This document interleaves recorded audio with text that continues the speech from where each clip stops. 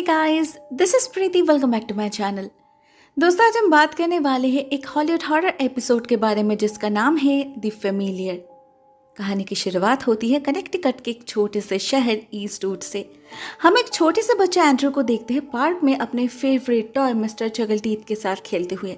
ये उसके favourite show का एक कार्टून कैरेक्टर था जिसे लेकर ऑब्सेस्ड है वो, इस हद तक कि उसे इस शो का थीम सॉन्ग भी याद है, वो भी पूरा का पूरा।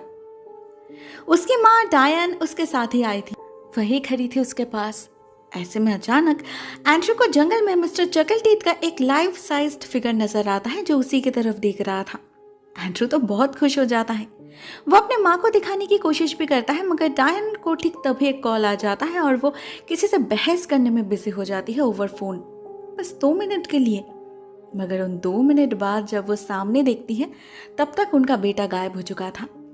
वो पहुंच चुका था जंगल के अंदर और मिस्टर चगलटीथ का पीछा करते करते और अंदर की तरफ खींचा चला जा रहा था। उस नन्हे से जान को तो कोई आइडिया ही नहीं था कि किस दलदल में फंसने जा रहा है वो। कुछ आगे जाने पर अचानक ही मिस्टर चगलटीथ उसके सामने से गायब हो जाता है और पीछे से कोई आकर उस पर हमला कर देता है। आधे घंटे बाद जंगल के बीचों बीच पुलिस को उसकी लाश मिलती है, बहुत ही बुरी हालत में। फ्लोर एब्डोमेन में घाव इतना गहरा था कि काफी हिस्सा शरीर से अलग हो चुका था। उसकी कंडीशन देखकर सबको यही लगता है कि ये जरूर कोई एनिमल अटैक होगा, कोयोटी में भी। लोकल पुलिस शायद यही कहकर केस को बंद भी कर देते, मगर एंड्रू के पिता रिक एक पुलिस ऑफिसर होने के नाते ये केस FBI को इन्फॉर्म किया गया था, जिसके रिस्पॉन्स में 2 बहुत ही काबिल एजेंट भी आए, मल्टर और स्कली नाम से, जिन्होंने इस केस की दिशा ही पलट दी। लाश देखे बिना ही सिर्फ फाइल्स पढ़कर स्काली बता देती है कि ये कोई एक्सीडेंट नहीं, मर्डर है, क्योंकि इस बच्चे के शरीर में जो घाव है वो किसी बहुत ही फिरोशस जंगली जानवर ही कर सकता है, जिसका इस इलाके में रहना इम्पॉसिबल है। ये किसी पागल इंसान का काम है, मे बी किसी सैडिस्टिक पेडोफाइल का, जिसे अपने विक्टिम को तड़पाने में ही मजा आता है।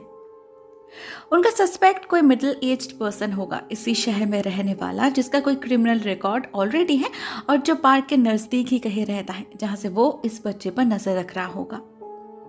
ऑटोप्सी के बाद स्कली का शक ही यकीन में बदल जाता है जब उसे पता चलता है बच्चे की गर्दन टूटी हुई है और यही प्राइमरी रीजन है उसके मौत का, वो बाइट मार्क्स नहीं।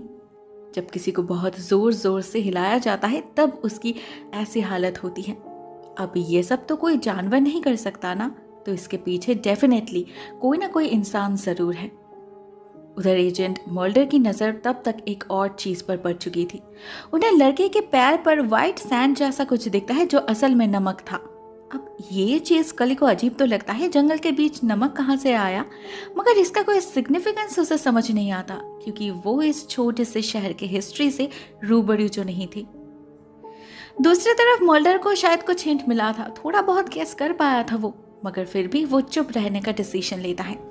उसे ये भी पता चलता है कि इस हादसे के वक्त उस स्पॉट पर और 2 लोग भी प्रेजेंट थे, चीफ ऑफिसर स्ट्रॉन्ग की पत्नी एना और उसकी 5 साल की बेटी एमिली, मगर किसी ने उन्हें इंटेरोगेट ही नहीं किया। तो मल्डर सबसे पहले उन्हीं से बात करने की डिसाइड करता है। इधर अगले दिन एंड्रू के फ्यूनरल में हम कुछ वियर्ड चीजें नोटिस करते हैं। फर्स्ट ऑफ ऑल, डायन स्ट्रॉन्ग को अवॉइड कर रही थी। उधर जब स्ट्रॉन्ग अपनी पत्नी को इन्फॉर्म करता है कि मल्डर उससे पूछताछ करने जा रहा है, वो बहुत नाराज हो जाती है, सिर्फ डायन के मामले में वो पढ़ना ही नहीं चाहती थी। एंड फाइनली जब एंड्रू के पिता रिक अपने कलीग से पूछता है कि उन्हें एंड्रू की बॉडी अभी तक क्यों नहीं मिली, तो वो उसे स्कली के न्यू फाउंड इन्फॉर्मेशन के बारे में बताता है, साथ में उसने सस्पेक्ट का जो प्रोफाइल दिया था वो भी। इससे रिक का दिमाग घूम जाता है। वो अभी तक खुद को ये कहकर शांत रख रहा था कि उनका बेटा एक्सीडेंट में मारा गया है, मगर अभी जब उसे क्लू मिला है वो उसे कैसे छोड़ दे। वो अगले दिन ही पुलिस स्टेशन पहुंचकर डेटाबेस से ऐसा ही एक क्रिमिनल के बारे में पता करता है जिसका नाम मेल्विन है, इसी शहर में रहता है पार्क के पास, और वो सालों पहले एक बच्चे को सेक्सुअल हैरेसमेंट के चार्जेस पे जेल भी गया था। सारे क्राइटेरिया मैच कर रहा था, तो रिक को लगता है जरूर इसी ने ही मारा होगा उसके बच्चे को। वो ना और किसी को इन्फॉर्म करता है ना किसी का वेट करता है, बस पागलों की तरह निकल पड़ता है उसके घर की तरफ। इधर ठीक इसी समय स्कली आती है स्ट्रॉन्ग से बात करने। उसने एक नया रिपोर्ट तैयार किया है जिसमें उसका प्राइम सस्पेक्ट है रिक, विक्टिम के पिता। क्योंकि मैक्सिमम केसेस में विक्टिम अगर 5 साल से कम उम्र के हो तो उसका अब्यूजर घर का ही कोई होता है। लेकिन स्ट्रॉन्ग इस बात को मानने के लिए तैयार नहीं था। रिक को वो बहुत अच्छे से जानता है, वो ऐसा कर ही नहीं सकता। ऊपर से हादसे के वक्त तो वो पेट्रोलिंग ड्यूटी पर था। हाँ, कहाँ था वो स्ट्रॉन्ग को नहीं पता। जब वो इसी सवाल का जवाब ढूंढने रिक के पास जा रहा था कि रिक उनके सामने से निकल जाता है। उनके मना करने पर भी गाड़ी नहीं रोकता। उसे देखकर ऐसा लग रहा था जैसे उस पर कोई भूत सवार हो। फाइनली मेल्विन के घर तक पहुंच के गाड़ी रोकता है रिक। बंदूक लेकर घुस जाता है घर में और पूरे घर की तलाशी लेता है, मगर मेल्विन उसे कहीं नहीं मिलता। कुछ देर बाद स्ट्रॉन्ग और स्कली भी वहां जा पहुंचते हैं और रिक उन्हें सब कुछ बताता है। कुछ समय ही सही, लेकिन उसने एक परफेक्ट सस्पेक्ट को ढूंढ निकाला था, तो वो लोग इसी पर काम करने की डिसाइड करते हैं। स्ट्रॉन्ग जाता है वारंट निकालने और स्कली कॉल करती है मल्डर को। रिक के बॉडी लैंग्वेज से वो इतना तो समझ चुकी थी कि उसका शक झूठा है, ये बंदा जेन्युइन है। अपने बेटे के साथ तो क्या, वो किसी भी बच्चे के साथ ऐसा कुछ नहीं कर सकता। दूसरी तरफ हम मल्डर को देखते हैं स्ट्रॉन्ग के घर उसके बेटी से बात करते हुए। हमें पता चलता है वो भी एंड्रयू की तरह कार्टून एडिक्टेड है, तो ऐसे में उससे कोई बात उगलवाना तो ऑलमोस्ट इम्पॉसिबल था। एना भी कुछ खास बता नहीं पाती। ऐसे में अचानक मल्डर की नजर पड़ती है उनके बुक शेल्फ पर रखे किताबों पर, जहां इस टाउन हिस्ट्री अकल्ट के साथ साथ विचक्राफ्ट रिलेटेड बहुत सारे किताब भी थे। पूछने पर एना बताती है स्ट्रॉन्ग इन सब में बहुत इंटरेस्ट है, बहुत पढ़ता है वो। अब स्ट्रॉन्ग एक रिलीजियस बंदा है ये तो मल्डर भी जानता था, मगर उसे विचक्राफ्ट में इंटरेस्ट है ये उसके लिए काफी शॉकिंग था और काफी इंफॉर्मेटिव भी। इसके बाद वो जब वापस जाने ही वाला था, एमिली से उसे अपना जवाब भी मिल जाता है, जब वो मिस्टर चगलटीथ को दिखाते हुए कहती है यही था वहां। इसी के पीछे पीछे तो एंड्रयू जंगल के अंदर गया था। भले ही ये दोनों चीजें अपेरेंटली बहुत अलग थे, मगर मल्डर के दिमाग ने ऑलरेडी इसका एक कनेक्शन ढूंढ लिया था, जिसे कंफर्म करने के लिए वो जाता है क्राइम स्पॉट की तरफ। और उसी रास्ते उसे एक और अजीब चीज नजर आती है, एक हेल्ड हाउंड, जो उसे लगा था सिर्फ माइथोलॉजी में ही एग्जिस्ट करता है, जहां इसे नरक का गेट कीपर माना जाता है। ये क्रिएचर तो रियलिटी में एग्जिस्ट करना ही नहीं चाहिए, तो यहाँ क्या कर रहा है। उसे देखकर मल्डर की धड़कनें एक सेकंड के लिए तेज तो हो गई थी, बट सरप्राइजिंगली वो जानवर उसे देखकर भी अनदेखा कर देता है, चुपचाप निकल जाता है। और ठीक तभी मल्डर को कॉल आता है स्कली का। वो उसे मेल्विन के घर बुलाती है इन्वेस्टिगेशन के लिए, और वहां जाने पर उसे मेल्विन के क्लोजेट में से मिस्टर चगलटीथ का कॉस्ट्यूम भी मिल जाता है। अब भला इससे परफेक्ट सबूत और क्या हो सकता था। स्कली तो बहुत खुश हो जाती है और सेटिस्फाइड भी, मगर मल्डर तब भी कन्विंस्ड नहीं था। उसे बार बार लग रहा था इस सब के पीछे कुछ और चक्कर है। मन ही मन वो गेस भी कर रहा था बहुत कुछ, लेकिन कुछ बोलने से पहले उसे और सबूत की जरूरत थी, जो उसे कुछ ही देर में मिल जाता है जब एमिली उसके घर से गायब हो जाती है। एक्चुअली आज सुबह मल्डर के निकलने के बाद जब उसकी माँ किचन में बिजी हो गई थी, तो उसे अपने घर के बाहर अपना फेवरेट कार्टून कैरेक्टर दिखता है जो उसे बुला रहा था। तो वो भी उसके पीछे पीछे चली जाती है और एग्जैक्टली एंड्रयू की तरह उसकी लाश भी जंगल के उसी हिस्से में मिलती है। और उसका चारों तरफ जो हाल बना था वो भी एंड्रयू के हालत से सिमिलर था। और ये सब देखकर मल्डर इस बार और चुप नहीं रह पाता, स्पेशली जब उसे लाश के चारों तरफ एक नमक का गोला मिलता है, अ मैजिक सर्कल, जो विचक्राफ्ट में यूज होता है। चेक करने पर उसे यह भी पता चलता है कि यह जंगल असल में एक प्यूरिटन ग्रेवयार्ड है, जहां सालों से लोग विचक्राफ्ट प्रैक्टिस करते आ रहे हैं। उनके केस के सिम्टम्स भी उसी तरफ इशारा कर रहा है। उसने जब पहली बार एंड्रयू के पैर में नमक देखा था तब भी उसे लगा था। उसके बाद आज सुबह वो हेल हाउंड और अभी ये सॉल्ट सर्कल, ये सब कुछ तो विचक्राफ्ट की तरफ इशारा कर रहे हैं। शुरू से उसका मन कह रहा था इन बच्चों की मौत किसी इंसान ने नहीं किया। वो कितना ही अबनॉर्मल सैडिस्टिक क्यों ना हो, इतना इनह्यूमन कोई इंसान नहीं हो सकता। हो ना हो किसी न किसी ने काला जादू किया है इस शहर पर। ये बच्चे उन्हीं के शिकार हैं। इस पॉइंट पे मल्डर एक और बहुत इंटरेस्टिंग बात रिवील करता है कि 16th एंड 17th सेंचुरी में विचेस एक फेमिलियर नाम के स्पिरिट्स और क्रिएचर को समॉन करते थे, जो किसी का भी रूप ले सकते थे, कोई इंसान, जानवर, कुछ भी। तो क्या वो कोई कार्टून कैरेक्टर नहीं बन सकते? अब एक FBI एजेंट होकर मल्डर इन चीजों पर यकीन रखता है, ये स्कली के लिए काफी शॉकिंग थी। वो उससे लॉजिकल एक्सप्लेनेशन मांगती है जो मल्डर के पास उस वक्त नहीं था। ये बातें सुनने में कितना ही लॉजिकल क्यों ना लग रही हो, मगर वो जानता था यही सच है, फैक्ट्स है, और इस केस से जुड़ा हुआ भी। और अगर उस हिसाब से देखा भी जाए तो मल्डर के सस्पेक्ट लिस्ट में अभी सबसे पहले नाम था स्ट्रॉन्ग का, क्योंकि उसके इन सब चीज़ों में बहुत नॉलेज है। वो अपने शहर के लोगों को जानता है बहुत अच्छी तरीके से, कौन क्या करता है सब पता है उसे। तो एंड्रू के पैर में नमक देखकर भी उसने उस पर गौर क्यों नहीं किया? ये सर्किल भी जरूर उसने देखा होगा। तो इतनी इंपॉर्टेंट बातें उसने स्किप कैसे कर दी? मल्डर को इन सारे सवालों के जवाब चाहिए थे, मगर स्ट्रॉन्ग वो शायद जवाब देने की हालत में नहीं था। अभी अभी अपने बेटी को खोया है उसने, ऊपर से उसकी पत्नी एना भी उस पर चिल्लाने लगी थी कि सारा दोष उसका है, वही जिम्मेदार है। अब इस हालत में किसी भी पेरेंट की हालत ठीक नहीं होती, तो उनके बातों पर कोई ध्यान नहीं देते। लेकिन स्ट्रॉन्ग खुद भी कहीं ना कहीं खुद को ही दोषी मान रहा था। तो जब मल्डर उसे कन्फ्रंट करता है, वो और खुद को रोक नहीं पाता, मेंटल ब्रेकडाउन हो जाता है उसका। सबके सामने वो एक्सेप्ट कर लेता है कि वो एक पापी है, एक अनफेथफुल हस्बैंड, एक अडल्टरर है। अपने बीवी को धोखा देकर किसी और से रिश्ता बनाया है उसने, तो आज उसी की सजा मिल रही है। अब ऐसे किसी सीक्रेट के लिए कोई तैयार नहीं था, मगर जब उन्हें पता चलता है कि उसकी मिस्ट्रेस और कोई नहीं डायन है, रिक की पत्नी, तो सबके मन में अलग तरह के सवाल पैदा हो जाते हैं। उधर तब तक मेलविन अपने घर लौट चुका था। घर के बाहर पुलिस देखकर वो घबरा जाता है और भागने की कोशिश करता है, मगर रिक उसे भागने नहीं देता। खींचकर गाड़ी से बाहर निकालता है और जमीन पर पटक के बहुत ही ब्रूटली मारने लगता है उसे। साथ में आसपास के लोग तो थे ही, वो भी जुड़ जाते हैं रिक के साथ। उसका कलीग बहुत कोशिश करता है उन्हें रोकने का, मगर रोक नहीं पाता। फाइनली वो अपनी टीम को खबर भेजता है और मल्डर एंड स्कली जाकर सिचुएशन को संभालते हैं। मगर ऑलरेडी मेलविन बहुत ही बुरी तरीके से जख्मी हो चुका था। उस हालत में भी बस एक ही बात कह रहा था वो कि उसने कुछ नहीं किया, लेकिन रिक उस पर यकीन नहीं करता। गुस्से में पागल होकर वहीं पर शूट कर देता है उसे।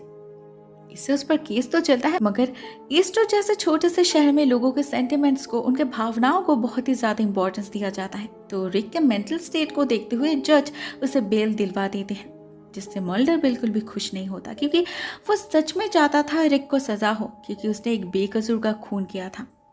भले ही स्कली अभी भी मेलविन को ही गुनहगार मान रही थी, मगर मल्डर का सिक्स्थ सेंस कह रहा था वो इनोसेंट है। यहाँ खेल कोई और खेल रहा है। कोर्ट से निकलते ही उन्हें इस बात का सबूत भी मिल जाता है जब रिक का को वर्कर उन्हें मेलविन का फाइल देने आता है, जिसमें साफ साफ लिखा था कि हादसे के वक्त मेलविन शहर में था ही नहीं, एक बर्थडे पार्टी में था। और आजकल वो ऐसे पार्टीज में एंटरटेनर का काम करता है, इसीलिए उसके पास तरह तरह के कॉस्ट्यूम्स थे। इससे एंड्रयू के खून का कोई लेना देना नहीं। मल्डर ऐसा ही कुछ एक्सपेक्ट कर रहा था, इसलिए वो बिल्कुल भी शॉक्ड नहीं होता, मगर ये जानकर बहुत नाराज हो जाता है कि उस आदमी ने ये रिपोर्ट उनसे पहले स्ट्रॉन्ग को दिखाया था, लेकिन उसने कुछ नहीं किया, उल्टा इस बात को छुपाने के लिए कहा, क्योंकि कोई मरा हुआ इंसान तो जस्टिस मांगने नहीं आएगा ना। मल्डर डिसाइड करता है कि वो स्ट्रॉन्ग से इस बारे में डिस्कस करेगा, मगर उससे पहले ही बहुत कुछ हो जाता है। रिक बेल पाकर सबसे पहले अपने बीवी को कन्फ्रंट करता है। एक्चुअली स्ट्रॉन्ग के कन्फेशन के बाद पूरे पुलिस टीम में ही बात फैल गई थी और सभी उसका मजाक बना रहे थे। रिक से ये सब बर्दाश्त नहीं होता, वो गुस्से में अपने बीवी पर हाथ उठाने जाता है। डायन जब बार बार कहती है कि वो बहुत पहले ही ब्रेकअप कर चुकी है, स्ट्रॉन्ग उसका पीछा नहीं छोड़ रहा था, ये बात उसके पति के कान तक पहुंचती ही नहीं।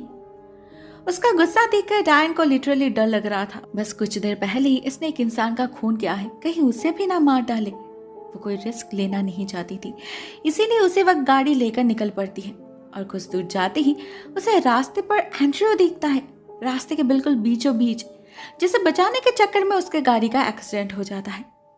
इधर डैन के जाने के बाद रिक का सारा गुस्सा जा गिरता है स्ट्रॉन्ग पर। वो अपनी गन उठाता है और उसके घर की तरफ निकल पड़ता है। इवन दरवाजा तोड़कर अंदर भी घुस जाता है, लेकिन बहुत चिल्लाकर भी उसे कोई रिस्पॉन्स नहीं मिलता। बस हॉल में टीवी ऑन हो जाता है अपने आप और एक गाना सुनाई देता है। ये उसके बेटे का फेवरेट कार्टून था, मिस्टर चकलटीथ। जब रिक बस सिचुएशन को समझने की कोशिश ही कर रहा था कि अंधेरे कोने से निकलकर मिस्टर चकलटीथ उस पर हमला कर देता है। बहुत ही भयानक लग रहा था वो, जिसे देखकर रिक की हालत खराब हो जाती है। अंधेरे में वो हाइड एंड सीक खेलने लगता है उसके साथ। शूट करने पर भी जब कोई फायदा नहीं होता तो रिक घर से भागने की कोशिश करता है और दरवाजे के ठीक सामने ही उसे मिलता है स्ट्रॉन्ग। रिक के हाथ में गन देखकर स्ट्रॉन्ग को लगता है वो जरूर उसे ही मारने आया होगा, तो उससे पहले स्ट्रॉन्ग ही उसे मार डालता है। और भागता है डायन को इन्फॉर्म करने। वो लगातार कॉल करता जा रहा था उसे, मगर डायन फोन ही नहीं उठाती, जिसका कारण उसे कुछ दूर जाने पर पता चलता है जब उसे डायन की गाड़ी दिखती है रोड साइड पर पड़े हुए। बहुत ही खतरनाक एक्सीडेंट हुआ था उसका, बट सरप्राइजिंगली डायन अंदर नहीं थी। स्ट्रॉन्ग को वो जंगल के अंदर दिखाई देती, वो जैसे कुछ इशारा कर रही थी उसे। स्ट्रॉन्ग उसके पीछे पीछे जंगल के और अंदर घुसता चला जाता है, मगर उसे दिखाई नहीं देता डायन की लाश तो उसके सामने ही पड़ी है। कुछ दूर जाने के बाद अचानक उसे जंगल के अंदर कहीं से तेज रोशनी नजर आती है और वहां जाने पर उसे एक अजीब नजारा दिखाई देता है। वो देखता है जंगल के बीचों बीच, जिसके आसपास उन्हें 2 बच्चों की लाश मिली थी, वहां एन खड़ी है। अपने चारों तरफ कैंडल से एक गोला बनाकर उसके बीच खड़े कुछ रिचुअल्स परफॉर्म कर रही है वो। स्ट्रॉन्ग के पास जाती ही वो उसे अंदर आने से मना करती है, और जब स्ट्रॉन्ग उससे पूछता है वो यह सब क्या कर रही है और क्यों, जवाब में एन बताती है कि वो अपने गलतियों को सुधारने की कोशिश कर रही है। मतलब ये सब कुछ उसका किया धरा था। यहाँ पर रिवील होता है इस कहानी का क्लाइमैक्स, जब हमें पता चलता है सबकी शुरुआत एन से ही हुई थी, जब उसने अपने पति और उसके प्रेमिका से बदला लेने के लिए एक स्पेल कास्ट किया था। फेमिलियर नाम के स्पिरिट को समॉन किया था उसने, मगर उसे पता नहीं था ट्रू नॉलेज और गाइडेंस के बिना इन इनह्यूमन क्रिएचर्स को कंट्रोल कर पाना इम्पॉसिबल है। एक गलत स्टेप स्पेल कास्टर की जिंदगी को बर्बाद कर सकता है। एना के साथ भी वही हुआ। वो एंड्रू को मारकर डायन को सजा तो देना चाहती थी, जो उसने कर भी लिया। फेमिलियर ने चॉकलेट का रूप लेकर एंड्रू को फंसाया और जंगल में ले जाकर मार डाला उसे। मगर इसके बाद एना के ब्लैक मैजिक उसी पर बैकफायर करने लगा। उसकी बेटी छीन गई उससे। भले ही उसने अपने घर को मैजिक सर्कल के अंदर रखा था, फिर भी कुछ काम नहीं आया। अभी तो पूरा खेल ही उसके हाथ से निकल चुका है। सभी खतरे में आ गए हैं, एग्जैक्टली जैसे मोल्डर ने गेस किया था। एना कितना ही क्यों ना कोशिश कर ले अपने मैजिक को रिवर्स करने की, सील करने की, एटलीस्ट उसके पास उतनी नॉलेज नहीं थी। इसीलिए फिर से एक बार असर उस पर ही होता है। उसी के आंखों के सामने वो क्रिएचर हेलहाउंड के रूप में आकर स्ट्रॉन्ग को मार डालता है। पहले अपनी बेटी, उसके बाद अपने पति, दोनों को ही खो चुकी थी एना। इससे बड़ी कीमत और क्या हो सकती थी। इसी बीच मल्डर और स्कली स्ट्रॉन्ग के घर पहुंच जाते हैं उससे बात करने। दरवाजे पर रिक की लाश और घर के चारों तरफ नमक देकर उन्हें शक होता है कि गड़बड़ इसी घर में हो रहा है। और फिर मल्डर जब अंदर जाता है उसे टीवी पर मिस्टर चकलटीथ का कार्टून प्ले होते हुए दिखता है। साथ में वो ये भी नोटिस करता है कि बुक शेल्फ से एक किताब गायब है। वो किताब असल में ग्रिमोर था, मतलब जिसमें स्पिरिट्स को इन्वोक करने के स्पेल्स लिखा रहता है। इस सब का मतलब मल्डर भली भांति समझ रहा था, तो वो एक और मिनट भी जाया नहीं करता। स्कली को लेकर उसी वक्त पहुंच जाता है क्राइम स्पॉट पर, और वहां जाते ही उसे वो मैजिक सर्कल नजर आ जाता है, इस बार जिसके सेंटर में खड़ी थी एना, हाथ में ग्रिमोर लेकर, और उसके पास ही पड़ी थी स्ट्रॉन्ग की लाश। उसकी तरह मल्डर भी एना से कहता है ग्रिमोर को रखकर सर्कल से बाहर निकल आने के लिए, मगर वो तब भी अपने जिद पर अड़ी रही, जिसका नतीजा उसे ही भुगतना पड़ा। हड़बड़ी में पता नहीं क्या मंत्र पढ़ती है वो, अचानक ही उसके कपड़ों पर आग लग जाती है। मल्डर और स्कली के आंखों के सामने जलकर राख हो जाती है वो। कोई कुछ नहीं कर पाते, पर सरप्राइजिंगली जहां एक पूरा इंसान जलकर राख हो चुका था, वहां उस किताब का एक पन्ना तक आग छू नहीं पाई। वो कंप्लीटली सेफ रही, जिसे स्कली ने बाद में एक ऑफिसर को सौंप दिया एविडेंस के तौर पर। मगर किस बात की एविडेंस? विचक्राफ्ट की। वो तो सदियों से चलता आ रहा है। जो मानते हैं वो जानते हैं, और जो नहीं मानते उन्हें एक ना एक समय सबूत मिल ही जाता है, जैसे आज स्कली को मिला। अपने आंखों के सामने उसने एना के शरीर पर आग लगते हुए देखा, मगर कैसे उसे नहीं पता। कैंडल से नहीं लगी, इतना वो श्योर है। तो फिर सच्चाई जानने के बाद वो और इस शहर में रहना नहीं चाहती थी। उसी रात अपने घर की तरफ रवाना हो जाती है वो, और उनके निकलते ही हम फिर से आसपास के चीजों में हलचल नोटिस कर पाते हैं और समझ पाते हैं कि अभी भी खतरा टला नहीं। नरक का दरवाजा अभी भी खुला हुआ है। पता नहीं अब और कितने लोगों की जान जाएगी। आखिर एना ने जिस मैजिक को शुरू किया था उसे बंद जो नहीं कर पाई वो। दोस्तों, ये कहानी यहीं पर एंड हो जाती है। ये बेसिकली द एक्स-फाइल्स सीरीज की एक एपिसोड है जो मुझे पर्सनली काफ़ी पसंद आई। अगर नेक्स्ट कोई एपिसोड पसंद आया तो मैं उसे भी एक्सप्लेन करूंगी। आई होप आपको पसंद आएगा। आज के लिए बस इतना ही दोस्तों। Thank you so much for watching this video. बहुत जल्द मिलते हैं किसी और नई वीडियो के साथ। तब तक के लिए टेक केयर। टाटा।